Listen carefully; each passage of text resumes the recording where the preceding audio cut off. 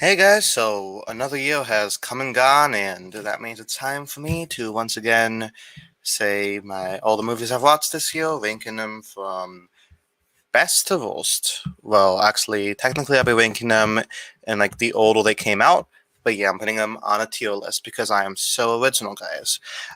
So yeah, A, B, C plus, C, C minus, D, F. Don't really need to explain that one. I think it's pretty self-explanatory, and I have plans after this, so let's begin. So the first movie I saw this year was The Batman. Surprisingly, I didn't see much movies throughout January and March, so that's January and February. So I don't know. I guess that's just a coincidence. So I'm gonna give this a C plus. I thoroughly enjoyed it.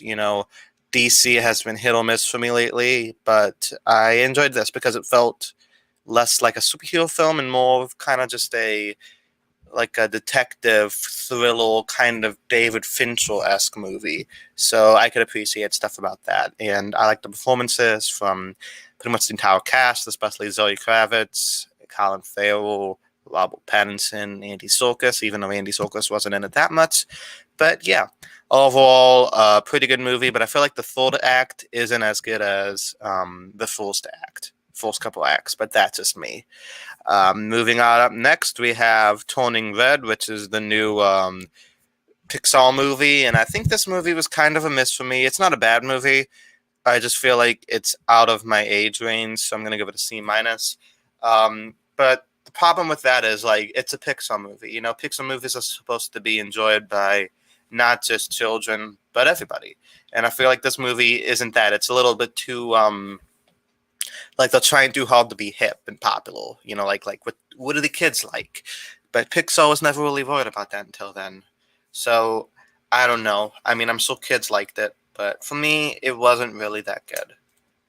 But like I said, if this was a movie like a cartoon made by somebody other than Pixar, I probably would have ranked it higher. But this is Pixar, so I usually expect a little bit more from it. So yeah, sorry, Turning Red fans, but I am not one of you. Okay, moving on, we have Jujutsu Kaisen Zero. This was the prequel to Jujutsu Kaisen, and I enjoyed this a lot. I loved the main character. He seemed very good as a depressing movie, but had like a lot of really good action scenes. I love the characters. I really hope we see them in season 2 of Jujutsu Kaisen. But yeah, overall, very fun movie. C plus. I love seeing anime movies in the theater most of the time because the audience is just so into it. It's just an experience, so that was a lot of fun. Um, let's see, what I saw next was Bruiser, which is a kind of an independent movie made by one of my former co-workers. He was the main character, and also my friend Vince was in it. I didn't make a video about this because I feel weird, like talking about movies my friends are in. So I'll just say I enjoyed the movie. I thought it was pretty good, especially for the budget it was made on. So I definitely recommend you guys checking it out. Okay. Next movie I saw was my movie of the year, which was Everything Everywhere All at Once. This movie was amazing. Like from the casting of Michelle Yeoh and Hee Kwan as the leads, and the newcomer, the lady who played Joy. I don't really know her name. That's my cat sneezing in the background. He's adorable. He sneezes. Jamie Lee Curtis. Just the whole cast was perfectly casted. It's a wonderful blend between like kind of screwball comedy and existential drama mixed with fun, creative sci-fi ness. Just it was so fun. I don't really want to get into it that much without spoiling it. If you want to see my spoiler review, you could find it on my YouTube channel. But I will say, like, it would have you laughing 1 minute, crying the next minute, evaluating your life the next minute. But overall, I think the movie has a very positive message, of like enjoying the life you're given, and nobody's perfect, so you just enjoy your life. I don't know. It's a very good movie. Moving on is Doctor Strange in the Multiverse of Madness, which is truly the first L of 2022. This movie was a mess. I'm giving it a D because I don't know. I don't like how Wanda at the end of WandaVision, she kind of goes to her villain arc and then kind of is like, I'm gonna be better now. And then we see her in this one and she's back to being a villain. And I know you could say, oh, it's the Darkhold, but it's like that makes WandaVision useless. It makes the whole movie, the whole series useless. She's just going to be a villain again in the next movie. It's so bad. Doctor Strange himself gets sidelined in his own movie. He doesn't really do much. He's just kind of there. I don't like Americas Chavez because while I think the acting was pretty good, the character itself was only there to service the plots. He was literally just a plot point, kind of a damsel in distress kind of character. Just an object for the characters to fight over, basically. Also, the CGI was dog shit. Like, geez, Marvel, maybe your CGI would look better if you don't make 10 movies/shows a year. That's just a suggestion, but, I don't know about that one. Moving up to a good movie, Top Gun Maverick. So, I really enjoyed this. I didn't even see the first one, but I don't really think you have to. It stands on its own. It's just Tom Cruise nails it. It's kind of about like reliving the glory days. The cast is really good. The supporting cast, we have Jennifer Connelly in there. We have Miles Teller. I love the relationship he has with both of them. We also get some cameos from like Ed Harris and John Hamm, but they don't really do much. That's kind of fun to pop in. But yeah, the visuals look astonishing. And while the plot's a little bit simple, I don't mind a simple plot. I like a simple plot sometimes. So yeah, overall, if Everything Everywhere wasn't there, then it would be my favorite. But now, they're going to have to settle for second favorite movie of the year.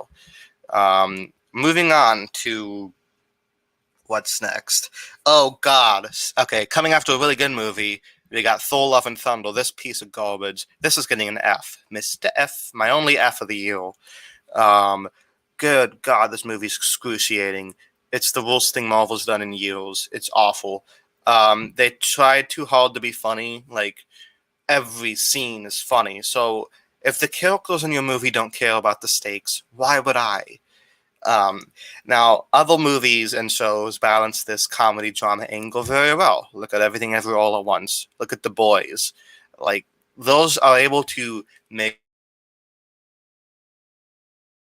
the characters care about the stakes and the plot and what's going on.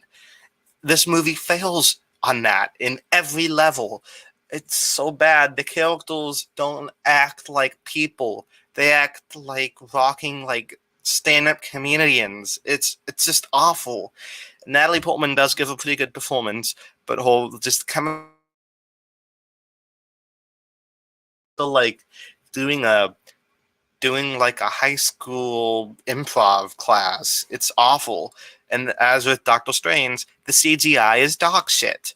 So yeah, I didn't like this one. I'm not gonna get into spoilers, but I did a video on that with my buddy Vince. So watch that if you do.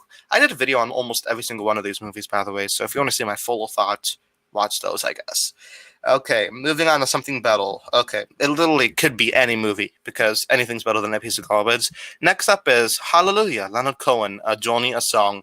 I don't really have much to say about this. It's a documentary about how Leonard Cohen wrote Hallelujah, and also kind of goes over significant events in his life. I'm a big fan of Leonard Cohen. I wouldn't say he's my favorite musician, but I do listen to him a lot. I love his melancholiness and his kind of honest sadness without being like kind of fakey about it, or very like, ooh, look how sad I am. He's real. He's raw. I love him.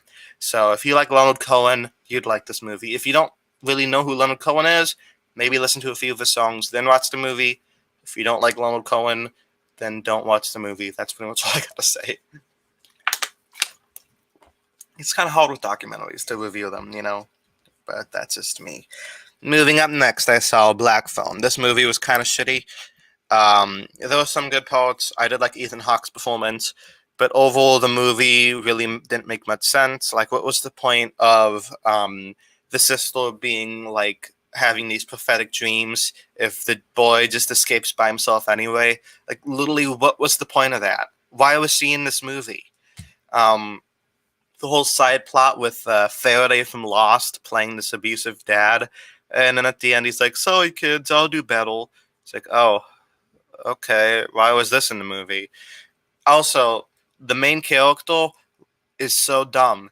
So the first part of the movie, everybody's like, there's this creepy child abductor going around in this black van. And then what does this kid do? this creepy looking guy in a black van shows up and he's like, "Hey kid, you want to help me move these balloons in my truck, or help me move this thing in my truck?" And the kid's like, "Okay, I'll walk right by this big black truck with a bunch of with nobody around me, so you could just grab me." What an idiot! You know there's a child abductor on the loose. It's so stupid. It's just so stupid. Oh God, it's so bad. Like I said, some scenes were well shot, but overall, very dumb movie. I did not like it. My sister did though, but she likes horror movies more than I do. Let's see, moving on. We have Dragon Ball Super Superhero. Which, well, is this even in here? Where did it go? Oh, here it is. Okay, it's a C minus. Yeah, so I forgot what I gave it. So this gets this year's award for world's dumbest title. Why do you put Super in the title twice? Why can't you just call it Dragon Ball Super Hero? Why? I don't get it. But overall, I thought it was a fun film. Dragon Ball, I don't watch Dragon Ball for quality. You know, like Dragon Ball's never been like, oh wow, that was awesome. Dragon Ball for me has been a show that's so awful I can't stop watching. So of course I've seen every episode. So yeah, this movie was no different, but I did enjoy the fact that Goku and Vegeta didn't step in at the last minute and save the day like they always do. They actually let the other characters in the show be useful for once. So that was good. Gohan and Piccolo finally get a win. And Bulma gets some funny scenes here and there too. So, you know, it was fun. It wasn't good, but it was fun. But like I said, I don't go to Dragon Ball movies to think about how high out they are. Okay, moving on. We got Moon Age Daydream. Giving this a C plus. I enjoyed it. A little bit trippy and was just kind of cool. I feel like sometimes though they prioritized being trippy over being informative or telling us about David Bowie's life. It was just like, ooh, trippy sequence, ooh, Passion of Joan of Arc, 2001 Space Odyssey. Look at all these trippy movies that he may or may not have watched. So that was, I don't know, it was a fun experience. I'm glad I saw it in IMAX. But after a while, it kind of got a little old. But those visuals were incredible, I gotta say. And David Bowie, a wonderful musician. So I will give it a C plus. It was a very cool time watching it. I would say if you are ever going to watch it, see it on IMAX or Blu-ray or whatever, because the visuals in this movie are very top-notch, top newts, as Psychowitz would say. Okay, what's next? Moving on, we got Black Panther: Wakanda Forever, which I'm giving a C minus. I enjoyed it better than the other Marvel movies this year, but it also kind of suffers from the Marvel problems I've had recently, which is repetitive storytelling, bad CGI, just kind of replacing the old characters with copies of them. Black Widow did that, Captain America did that, now they're doing it with Iron Man, with that other Iron Man girl. I don't really like that trend in Marvel. I know they did in the comics, but to me it seems kind of lazy. The villain in this movie was awful, and I don't know. I don't know why Julia Louis-Dreyfus was there. That's my common question throughout Phase 4. Why is Elaine in these movies? But I did love Shuri. I thought her actress did a very good job. I forgot her name, and I'm live streaming, so I'm not going to pause and look it up. But I thought she did a really good job, and the lady who played her mom, Angela Bassett, did great too. But yeah, overall, it was kind of a mixed bag for me. And as you know, Full Time as a Charm CGI looked like dog shit. So I don't know what they're doing with that $200 million budget. Okay, moving on. We got Avatar: The Way of Water. So this is a movie that's been hyped for years. And I think it was definitely worth the wait. I enjoyed it a lot. I'm gonna give it a C plus. It's my third favorite movie of the year. So that's pretty good because I saw 16 movies this year. Of course the visuals are great. You really get to care about the family. While it's 3 hours and 13 minutes long, I wish they had an intermission because I really had to pee.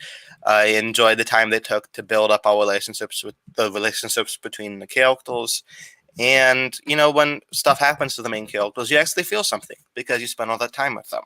So while it's nothing groundbreaking in terms of plot, it's still a very fun movie, and I am looking forward to Avatar 3. Movies don't have to be so complex to be enjoyable. Sometimes you just want a fun, simple movie like Avatar 2. Okay, moving on. Last movie of the year, we have The Banshees of Inisherin, which is the new movie by Michael something, who did the Three Billboards Over Ebbings, Missouri, which I enjoyed. This movie, while not as good as that one, was still very good. I talked about it recently on my YouTube channel if you guys want to watch that. But overall, it was very real for me because I kind of went through the same thing the main character did. Where it's about like, you know, what happens when your friend you've been friends with for years, all of a sudden it's just like, you know what? I don't want to be friends with you anymore. So it's about the main character like wondering why he's very desperate to be friends with him again, but it kind of shows his own slight narcissism. It's a very interesting movie, complex, funny, dramatic. But yeah, my dog really has to go pee, so I'm gonna end this video here, which is very convenient because that's all the movies I saw this year. So yeah, very good year for movies. You know, there weren't that many movies I outright hated, besides the the D's and F's. But overall, very good movies. Let me know what you guys thought of it down in the comments below. What did you think of these movies, man? Oh, Maggie doesn't care. She just has to go potty. Okay, I'll end this. But thank you guys so much for watching, and a very happy New Year. Peace.